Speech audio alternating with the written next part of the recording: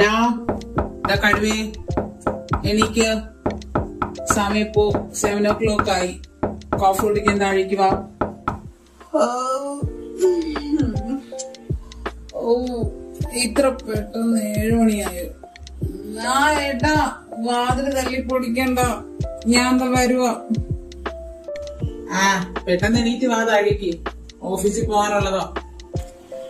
Good morning ഏട്ടാ, have A nice day. എന്റെ coffee ഇവിടെ ഇരിക്കുന്നേ.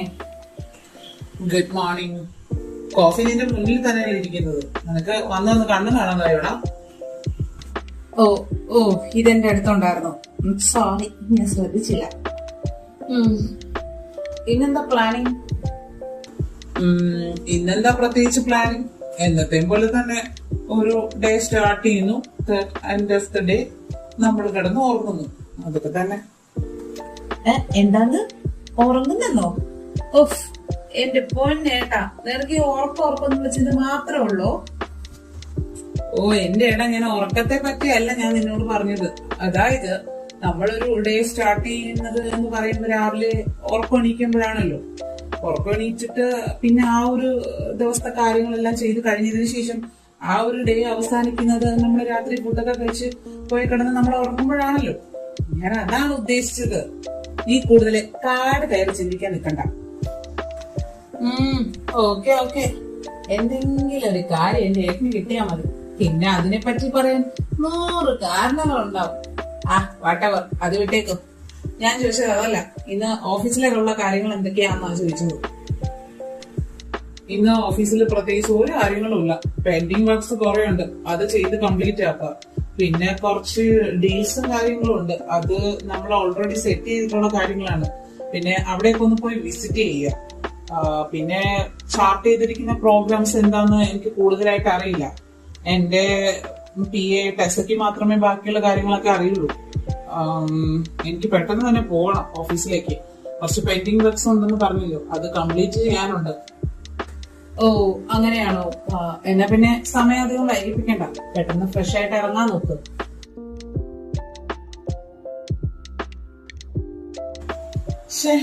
ഇവനിത് എവിടെ പോയി കിടക്കുക?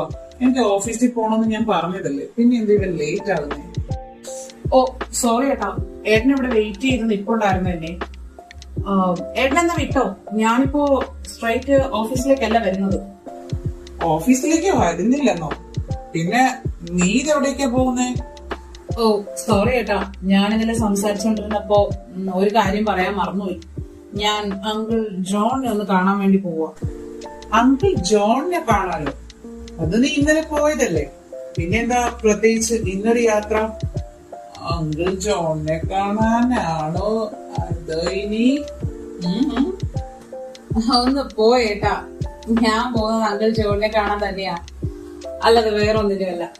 ഞാൻ ഇന്നലെ അങ്കിളിനോട് സംസാരിക്കുമ്പോ കുറച്ച് കാര്യങ്ങൾ പറയാൻ വിട്ടുപോയി. നമ്മുടെ മീറ്റിംഗ്സിനെ പറ്റിയും അതേപോലെ തന്നെ നമ്മള് ഇപ്പോ അങ്കിളുമായിട്ട് മുന്നോട്ട് വയ്ക്കുന്ന ഡീൽസിന്റെ കുറെ കണ്ടീഷൻസിനെ ഒക്കെ പറ്റി ഞാൻ പറയാൻ വിട്ടുപോയി.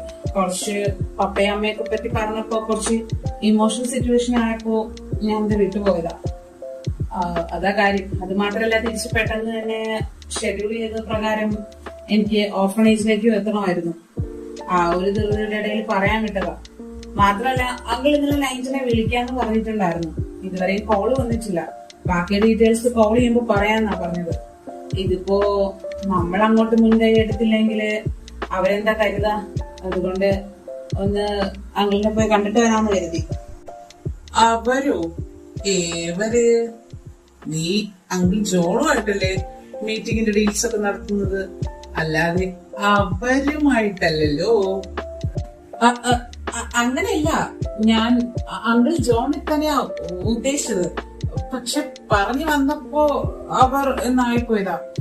ചുമ്മാ ഒരു വാക്കിന്റെ സ്പെല്ലിംഗ് മിസ്റ്റേക്ക് നോക്കിക്കൊണ്ട് നിൽക്കാതെ ഏട്ടൻ ഓഫീസിലേക്ക് പോകാൻ നോക്ക്. നീ എന്നെ ഒരുപാട് ഓഫീസിലേക്ക് തള്ളിവിടാൻ നോക്കണ്ട, എനിക്ക് ഓഫീസിലോട്ട് പോകാൻ അറിയാം. എന്തായാലും അധികം വൈകിക്കാതെ പെട്ടെന്ന് ഓഫീസിലേക്ക് എത്താൻ നോക്ക്. ശരി ഏട്ടാ, അധികം വൈകത്തൊന്നുമില്ല. ജസ്റ്റ് ഒന്ന് പോവാ, ഒന്ന് കണ്ട് സംസാരിക്കാതെ ഞാൻ പിന്നെ നേരെ ഓഫീസിലേക്ക് എത്തും. ആരെ കണ്ട് സംസാരിക്കുന്ന കാര്യം നീ പറയുന്നേ? ഓ എന്റെ എന്റെ നാക്ക് ചതിച്ചു. അങ്ങനെയല്ല, ഞാൻ അങ്കിളിനെ കണ്ട് സംസാരിച്ചിട്ട് വരുന്ന കാര്യം പറഞ്ഞത്. എല്ലാം മനസ്സിലാകുന്നുണ്ട്. ശരി എന്നാ പോയിട്ട് വേഗം വരാൻ നോക്കൂ. ശരി ഏട്ടാ, ഞാൻ പെട്ടെന്ന് എത്താം.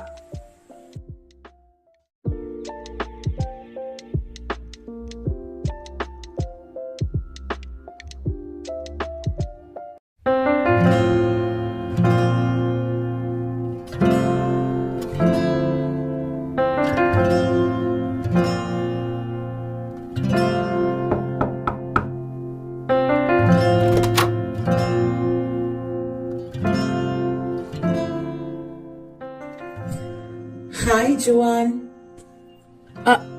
ആരാ? മനസ്സിലായില്ല. ജുവാൻ, ഞാനാണ് ജൂക്ക്. നമ്മള് 2 ദിവസം മുന്നേ പരിചയപ്പെട്ടിരുന്നു. താൻ ഇത്ര പെട്ടെന്ന് തന്നെ മറന്നു? അതിന് നമ്മള് ഒരു തവണയല്ലേ കണ്ടിട്ടുള്ളൂ. അതുകൊണ്ടാ എനിക്ക് പെട്ടെന്ന് ഓർമ്മ വരാത്തത്. അല്ല, നിങ്ങൾ ഇപ്പൊ എന്തിനാ വന്നത്? ഓ, അത് പറയും പോലെ ജുവാൻ പറഞ്ഞത് ശരിയാ. നമ്മള് ഒരു തവണയല്ലേ കണ്ടിട്ടുള്ളൂ. ഞാനിപ്പോ വന്നത് അങ്കിളില്ലേ ഇവിടെ, അങ്കിളിനെ കാണാൻ വേണ്ടിട്ടാ ഞാൻ വന്നത്. ഓ, അങ്കിളിനെ കാണാനായിട്ടായിരുന്നോ? അങ്കിൾ ഇവിടെ ഇല്ല കേട്ടോ. 2 ദിവസം മുമ്പ് പോയതാ. ചിലപ്പോ ഇന്ന് വരുമായിരിക്കും. ഇന്ന് എത്തുമെന്നാ എന്നോട് പറഞ്ഞിരുന്നത്. ഓ, അങ്ങനെയാണോ? അല്ല, അങ്കിള് എങ്ങോട്ടാ പോയത്? എവിടേക്കാ പോകുന്നതെന്നൊന്നും ജുവാനോട് പറഞ്ഞിട്ടുണ്ടായിരുന്നില്ലേ? പറഞ്ഞിരുന്നു എന്നോട്. എന്തോ ബിസിനസ് ആവശ്യമായിട്ട് അങ്കിള് ബാംഗ്ലൂർക്കും മറ്റു പോകുന്നു എന്നോട് പറഞ്ഞിരുന്നത്. അതും 2 ദിവസം കഴിയുമ്പോ എത്തുന്നാ പറഞ്ഞത്. മിക്കവാറും ഇന്ന് എത്തുമായിരിക്കും. പക്ഷെ ഇപ്പോ ഇല്ല ഇവിടെ. ചിലപ്പോ ഉച്ചയ്ക്കോ വൈകിട്ടോ ഒക്കെ എത്തുമായിരിക്കാം. എന്നെ കോളൊന്നും ചെയ്തൊന്നും പറഞ്ഞിട്ടുണ്ടായിരുന്നില്ല. ചിലപ്പോ അങ്കിള് തിരക്കായതുകൊണ്ടാവും എന്നെ വിളിക്കാത്തത്. ഓ, അങ്ങനെയാണെങ്കില് ഞാനൊരു കാര്യം ചെയ്യാം. എന്തായാലും വൈകിട്ട് വരാം. എനിക്കിപ്പോ അങ്കിളിനെ കണ്ടേ പറ്റൂ. അർജന്റ് ആയിട്ടുള്ള കാര്യമാണ്. സോ അങ്കിള് വിളിക്കുവാണെങ്കിൽ ഒന്ന് ജുവാൻ ഒന്ന് സൂചിപ്പിക്കണം. ഞാനിവിടെ വന്നിട്ട് പോയിരുന്നു, വൈകിട്ട് എത്തുമെന്നുള്ളത് കേട്ടോ. ഞാൻ അങ്കിള് വരികയാണെങ്കിലോ അല്ലെങ്കിൽ ഫോൺ വിളിക്കുവാണെങ്കിലോ ഞാൻ തന്റെ കാര്യം പറഞ്ഞേക്കാം. ഓക്കെ, ശരി ജുവാൻ. എനിക്ക് പോയിട്ട് കുറച്ച് അത്യാവശ്യ തിരക്കുകളുണ്ട്. എനിവേ, നമുക്ക് വൈകിട്ട് വീണ്ടും കാണാം. ഓക്കെ, അപ്പൊ ഞാൻ അങ്ങോട്ടേക്ക് ഇറങ്ങുക. ശരി എന്നാ.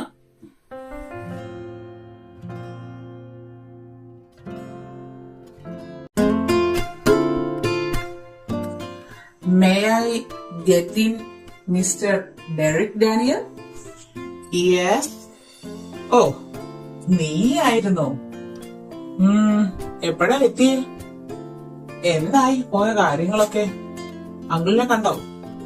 പിന്നെ നിന്റെ ജുവാനെ കണ്ടോ? പോയ കാര്യങ്ങൾ എന്താവാൻ, ഒന്നും ആയില്ല. പിന്നെ ജുവാനെ കണ്ടു, പക്ഷെ അങ്കിളിനെ കാണാൻ പറ്റിയില്ല. അങ്കിള് എന്തോ ബിസിനസിന്റെ മീറ്റിംഗോ എന്തോ ആവശ്യമായിട്ട് 2 ദിവസം മുന്നേ തന്നെ ബാംഗ്ലൂർക്ക് പോയെന്നാ പറഞ്ഞത്. ജുവാനാണ് ഇപ്പൊ വീട്ടില് തനിച്ചുള്ളതെന്ന് തോന്നുന്നു. അങ്കിള് വിളിക്കുവോ അല്ലെങ്കിൽ വരുവോ ചെയ്യുവാണെങ്കിൽ ഞാൻ അവിടെ വന്നിരുന്നു എന്നുള്ള കാര്യം അവൻ പറയാന്നാ എന്നോട് പറഞ്ഞത്. ഓ, അപ്പോ പോയ കാര്യം നടന്നില്ലല്ലേ? പൂർണ്ണമായിട്ടും നടന്നില്ല എന്ന് പറയാൻ പറ്റില്ല. എന്തായാലും ജുവാനെ കാണാൻ നിനക്ക് പറ്റിയല്ലോ. അത് ശരിയാ, ജുവാൻ എനിക്ക് കാണാൻ പറ്റി. പക്ഷെ അവൻ എന്നോട് അധികം ഒന്നും സംസാരിക്കുന്നില്ല ഏട്ടാ. എന്താ അവൻ അങ്ങനെ? എനിക്കത് മനസ്സിലാകുന്നില്ല. ഞാൻ അവനോട് എന്തൊക്കെയോ സംസാരിക്കണമെന്നൊക്കെ വിചാരിച്ചതാ. പക്ഷെ ആ സമയമായപ്പോ എനിക്കും അവനോടൊന്നും സംസാരിക്കാൻ തോന്നിയില്ല. ആഹാ, ബെസ്റ്റ്. നിനക്ക് അവനെ കണ്ടപ്പോ എന്താണോ ഫീൽ ചെയ്തത് അത് തന്നെയായിരിക്കും അവനും നിന്നെ കണ്ടപ്പോ തോന്നിയത്. നീ ഒരു അൺഎക്സ്പെക്റ്റഡ് ആയിട്ടുള്ള പോക്കല്ലായിരുന്നു അവിടേക്ക്. സോ നിന്നെ അപ്രതീക്ഷിതമായി കണ്ടപ്പോ അവനും മേ ബി എന്താ സംസാരിക്കേണ്ടതെന്ന് ഒരു പക്ഷേ ഒരു ഐഡിയ ഉണ്ടായിട്ടുണ്ടാവില്ല. അതാകാം അവൻ ചിലപ്പോ അങ്ങനെയൊക്കെ സംസാരിച്ചിട്ടുണ്ടാവാം.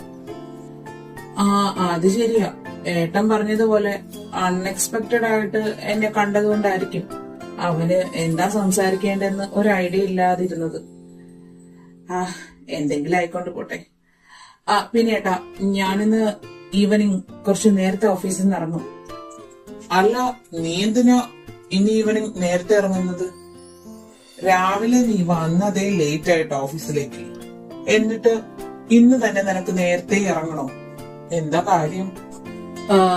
അത് പിന്നെ ഒന്ന് ജുവാനെ കാണാൻ വേണ്ടി, അല്ല അങ്കിൾ ജോണിനെ കാണാൻ വേണ്ടി പോകണം.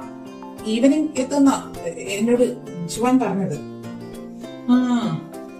അങ്കിൾ ജോണിന്റെ പേരും പറഞ്ഞേ നീ ജുവാനെ കാണാൻ വേണ്ടിട്ടാണ് അങ്ങോട്ട് പോകുന്നതെന്ന് മനസ്സിലായി. എന്നും ഇത് ആവർത്തിക്കാന്നൊന്നും വിചാരിക്കണ്ട കേട്ടോ. അങ്ങനെയൊന്നും ഇല്ല ഏട്ടാ. എന്നാ പിന്നെ ഞാൻ അപ്പുറത്ത് ഉണ്ടാവും. ശരി, എന്നാ ബാക്കിയൊക്കെ പറഞ്ഞു പോലെ.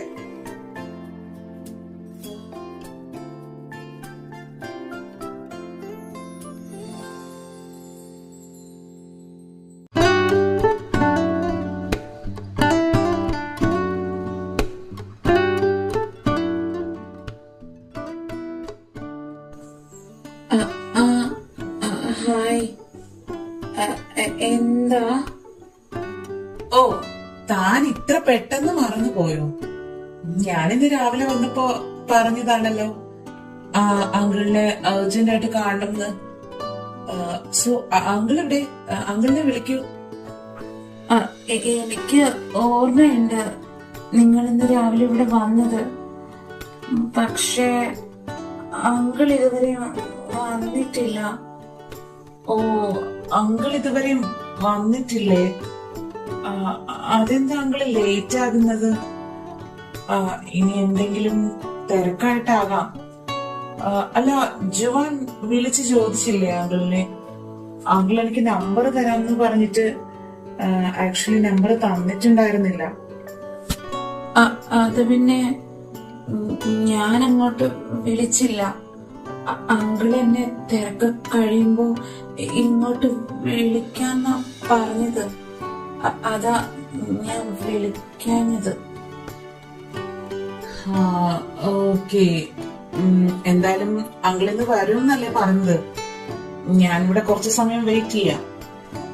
അത് വേണ്ട. ഞാനിവിടെ നിൽക്കുന്നത് കൊണ്ട് ജുവാന് എന്തെങ്കിലും പ്രോബ്ലം ഉണ്ടോ? എനിക്കൊരു പ്രോബ്ലം ഇല്ല.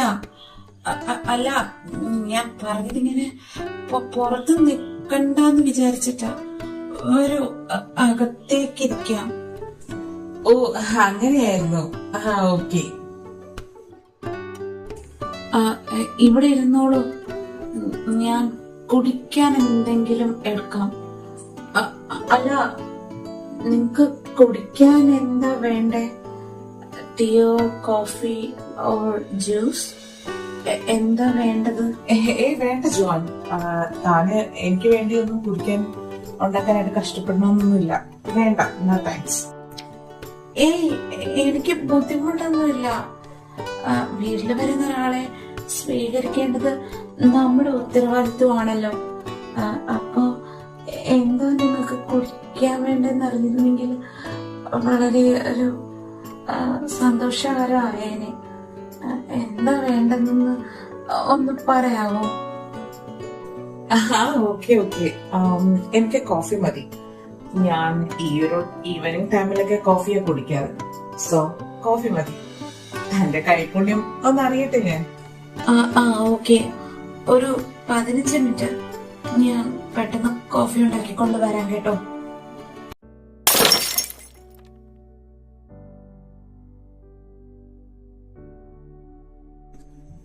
ജുവാൻ, ഏയ് ജുവാൻ, ഏയ് എടോ, തനിക്ക് എന്താ പറ്റിയത്? ജുവാൻ, കണ്ണു തുറക്കൂ. ജുവാൻ, എനിക്ക് തല കറങ്ങുന്ന പോലെ തോന്നുന്നു. തല കറങ്ങുന്നുണ്ടെന്നോ? എന്തു പറ്റി ജുവാൻ? ഓ മൈ ഗോഡ്, എടോ തനിക്ക് തീ പോലെ പൊള്ളുന്നുണ്ട്.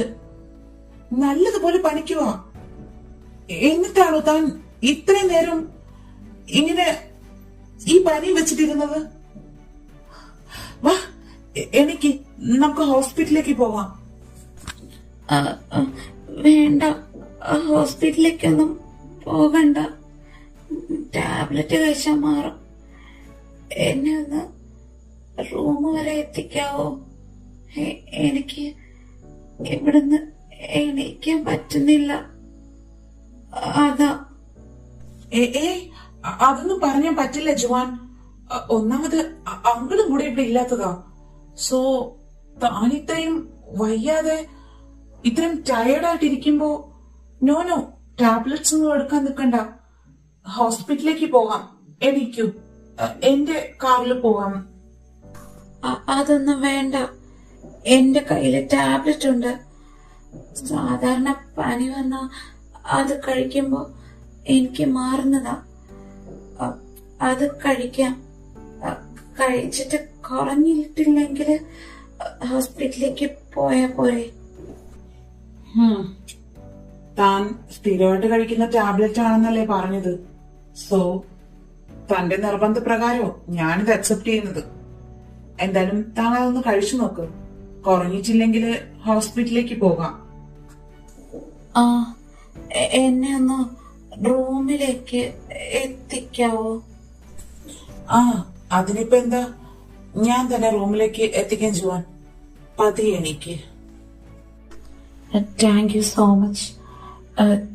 ഞാനെന്നാ ഒന്ന് കിടന്നോട്ടെ. താങ്ക്സ് ഒന്നും വേണ്ട ജുവാൻ. താൻ എന്തായാലും മെഡിസിൻസ് ഒക്കെ കഴിച്ചിരിക്കുവല്ലേ, നന്നായിട്ടൊന്ന് ഉറങ്ങ്. റെസ്റ്റ് എടുക്കുമ്പോഴേക്കും പനിയൊക്കെ മാറും. താൻ കിടന്നോളൂ, ഞാൻ ഇവിടെ വെയിറ്റ് ചെയ്തോളാം. എന്തായാലും അങ്കിള് വന്നാലേ എനിക്ക് ഇവിടുന്ന് പോകാൻ പറ്റൂ.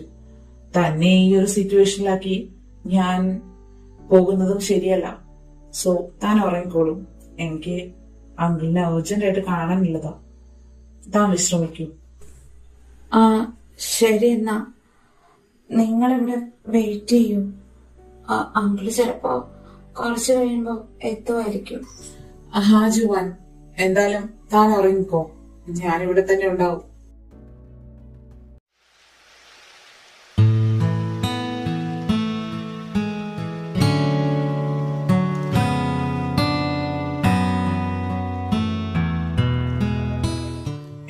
ഇവനെന്താ ഇത്രയും ലേറ്റ് ആയിട്ടും വീട്ടിലോട്ട് വരാത്തത്? ഒന്ന് വിളിച്ചതും കൂടെ ഇല്ലല്ലോ. എന്തായാലും അങ്ങോട്ടേക്ക് വിളിച്ചാലല്ലേ അറിയാൻ പറ്റൂ. ആവശ്യം എന്റേതായി പോയില്ലേ. ഹലോ ഏട്ടാ, കേൾക്കുന്നുണ്ടോ? എന്താ ഏട്ടാ? എന്താന്നോ? എവിടാടാ നീ? ഇത്രയും നേരമായിട്ട് നിന്നെ കാണാത്തതുകൊണ്ട് ഞാൻ വിളിച്ചതാ. അറ്റ്ലീസ്റ്റ് നീ ലേറ്റ് ആകുമെങ്കിൽ ഒന്ന് ഫോണെങ്കിലും വിളിച്ച് പറയേണ്ടതല്ലേ? നീ എന്താ ഈ കാണിക്കുന്നത്? ഞാൻ എത്ര ടെൻഷൻ അടിച്ചെന്നറിയോ?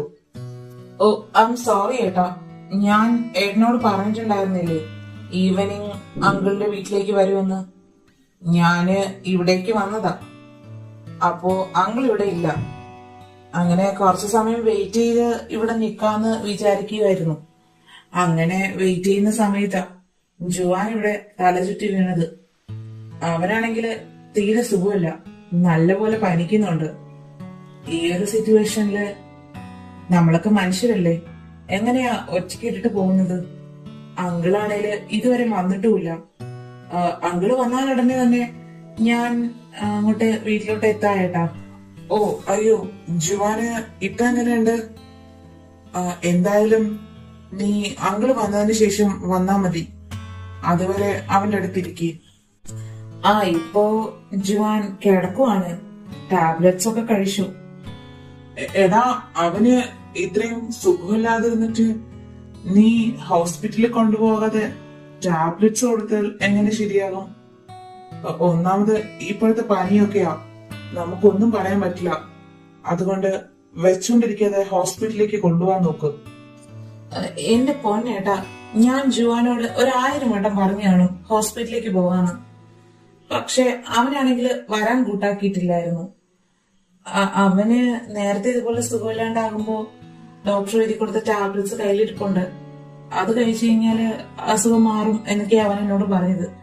അഥവാ അത് കഴിച്ചിട്ട് കുറഞ്ഞിട്ടില്ലെങ്കിൽ ഹോസ്പിറ്റലിൽ പോകാന്നും പറഞ്ഞു. ഇപ്പോ ആള് ആ മെഡിസിൻസ് ഒക്കെ കഴിച്ചിട്ട് കിടന്ന് ഉറങ്ങുക. എന്തായാലും നോക്കട്ടെ, കുറയുവാണെങ്കിൽ പിന്നെ ഹോസ്പിറ്റലിലേക്ക് പോകണോ പോകണ്ടേ എന്നുള്ളത് അറിയാലോ. കുറഞ്ഞില്ലെങ്കിൽ പെട്ടെന്ന് തന്നെ ഹോസ്പിറ്റലിലേക്ക് എത്തിക്കാം. എന്തായാലും ഉചിതം പോലെ ചെയ്യാൻ നോക്ക്. പിന്നൊരു കാര്യം, ജുവാന് ഇപ്പൊ സുഖമില്ലാതെ കിടക്കുമല്ലേ. സോ അങ്കിള് വീട്ടിലേക്ക് വന്നതിന് ശേഷം ജുവാന്റെ കാര്യം അങ്കിളിനോട് പറയണം. അതിനുശേഷം നീ വീട്ടിലേക്ക് വന്നാ മതി. എനിക്ക് ഇനി അങ്കിള് വരുമെന്ന് തോന്നുന്നില്ല. ഇപ്പൊ തന്നെ ഒരുപാട് ലേറ്റ് ആയില്ലേ. എന്തായാലും നിന്റെ കയ്യിൽ അങ്കിളിന്റെ ഒരു നമ്പർ ഉണ്ടെങ്കിൽ ഒന്ന് വിളിച്ച് അന്വേഷിക്കേ. ശരി ഏട്ടാ. പിന്നെ എന്റെ കയ്യില് അങ്കിളിന്റെ നമ്പർ ഇല്ല. ഞാനിവിടെ എവിടെയെങ്കിലും നോക്കട്ടെ. മേ ബി ജുവാൻ ഇവിടെ എവിടെയെങ്കിലും കുറിച്ചിട്ടിട്ടുണ്ടാവും. ഞാനൊന്ന് നോക്കട്ടെ. ഓ ആണോ? എന്തായാലും നീ അവിടെ എവിടെയെങ്കിലും നോക്ക്. മേ ബി അങ്കിളിന്റെ നമ്പർ കിട്ടിയാൽ കോണ്ടാക്ട് ചെയ്യാമല്ലോ. ഇനിയിപ്പോ അഥവാ കിട്ടിയില്ലെങ്കിൽ അങ്കിള് വരുന്നത് വരെ വെയിറ്റ് ചെയ്യും. എനിക്ക് തോന്നുന്നില്ല ഇന്നിനിപ്പോ അങ്കിൾ എത്തുമോന്ന്. കാരണം ഇത്രയും ലേറ്റ് ആയില്ലേ. എന്തായാലും ഇനിയിപ്പോ അങ്കിള് വന്നിട്ടില്ലെങ്കിൽ നാളെ ജുവാന് പനി കുറഞ്ഞതിന് ശേഷം നീ വീട്ടിലേക്ക് വന്നാ മതി. ഇനിയിപ്പോ നീ വരികയാണെങ്കിൽ എന്നെ ഒന്ന് കോൾ ചെയ്യ. അപ്പൊ ഞാൻ പുറത്തേക്ക് വന്ന് വാതിൽ തുറന്നു തരാം. ശരി എന്നാ. ശരി ഏട്ടാ. ഞാൻ എന്തായാലും അങ്കിള് വരുവാണെങ്കിൽ ഉടനെ തന്നെ ഇവിടെ നിന്ന് ഇറങ്ങും. ഇനിയിപ്പോ അങ്കിള് വന്നിട്ടില്ലെങ്കിൽ നാളെ മോർണിംഗ് ജുവാന് പനി കുറഞ്ഞതിന് ശേഷം വീട്ടിലേക്ക് വരാം. എന്തായാലും ഞാൻ ഏട്ടനെ വിളിച്ചറിയിക്കാം. ശരി എന്നാ, ഞാനിപ്പോ കോള് കട്ടാക്കുവാണേ. ശരിയടാ എന്നാ.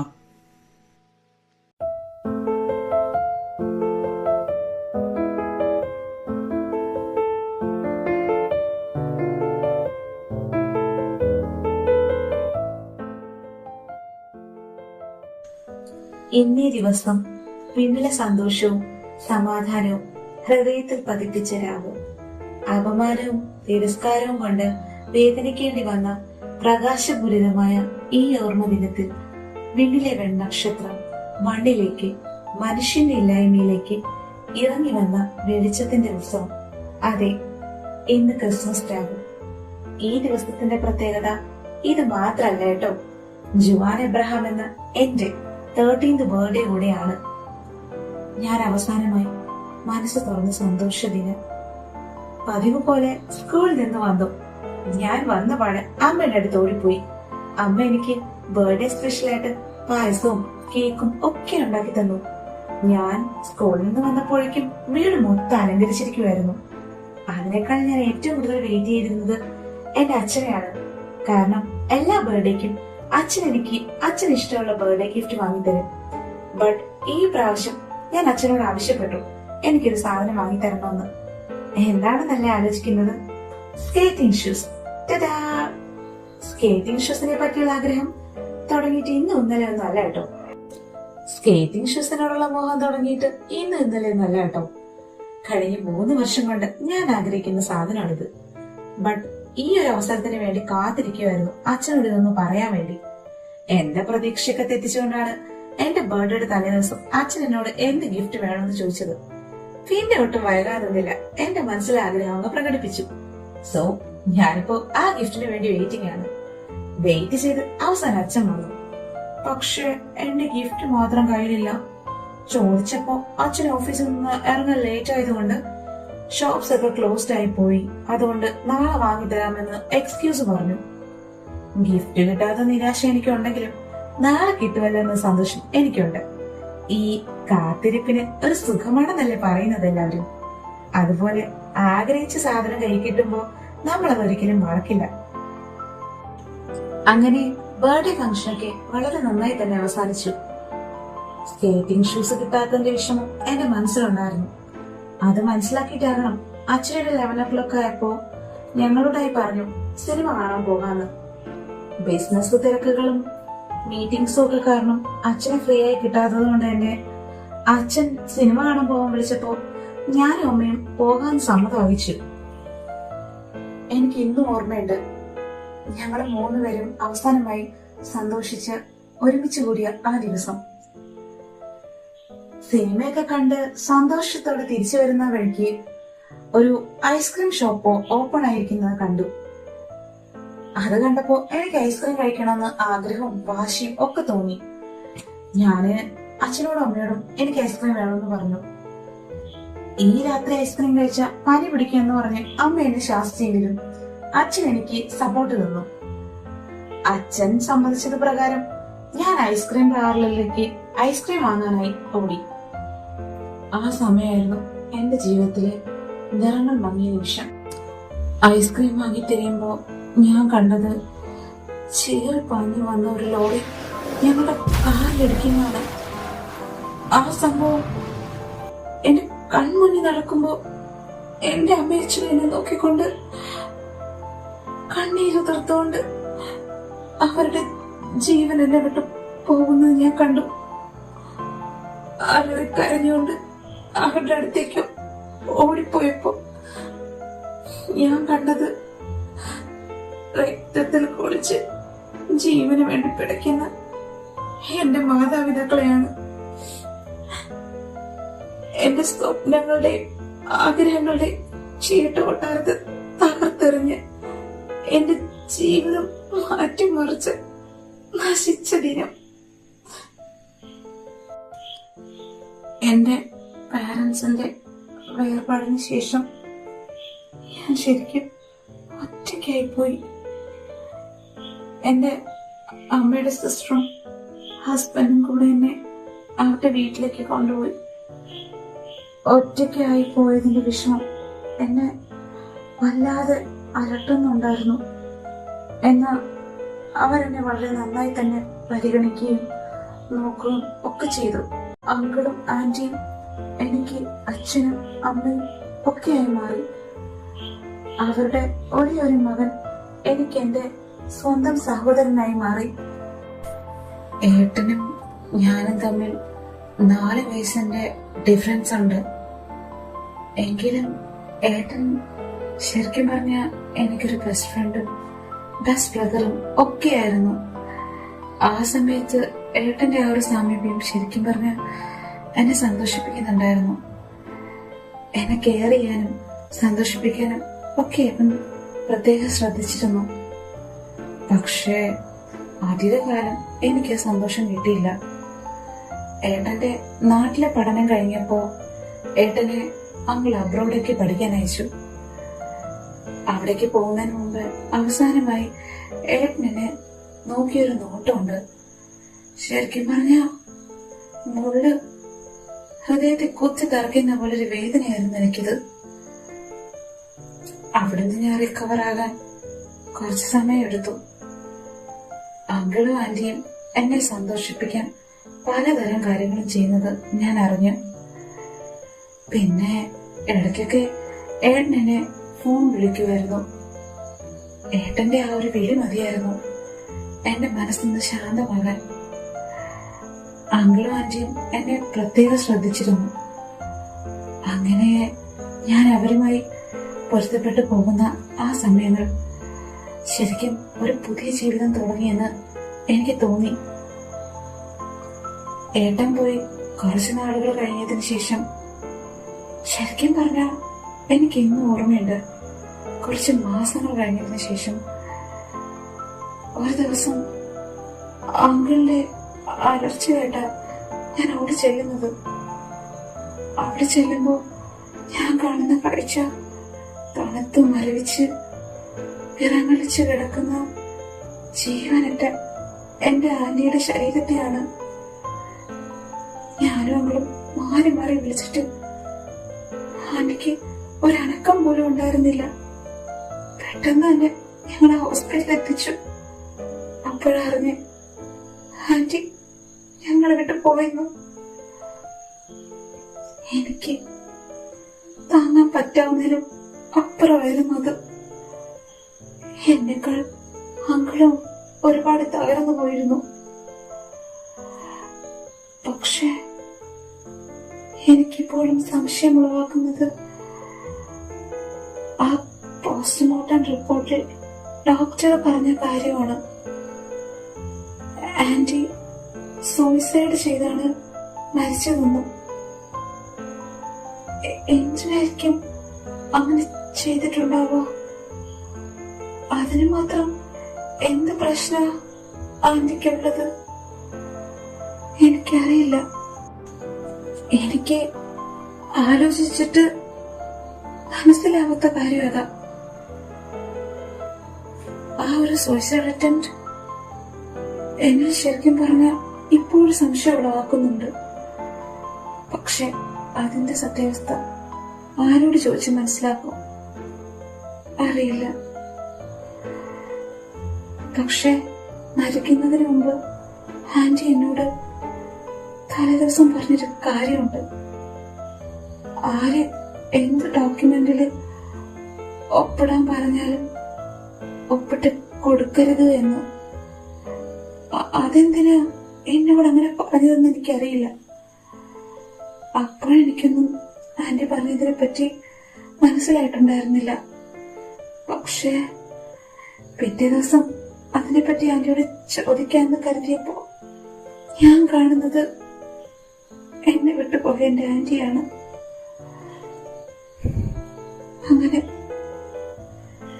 എനിക്കെല്ലാം നഷ്ടമായിരിക്കുന്നു. ആന്റിയുടെ മരണശേഷം ഒരാഴ്ച കഴിഞ്ഞ് എന്റെ ദുർദിനങ്ങൾ തുടങ്ങുമായിരുന്നു. എനിക്കറിയില്ല എനിക്ക് മാത്രം എന്താ ഇങ്ങനെയെന്ന്. പക്ഷെ ഇപ്പൊ എനിക്ക് എന്തൊക്കെയോ സംശയങ്ങൾ തോന്നുന്നുണ്ട്. ആന്റിയുടെ മരണം സൂയിസൈഡ് അല്ല, ആന്റിയെ കൊന്നതാകാനും സാധ്യത. വാട്ട്? മർഡറോ?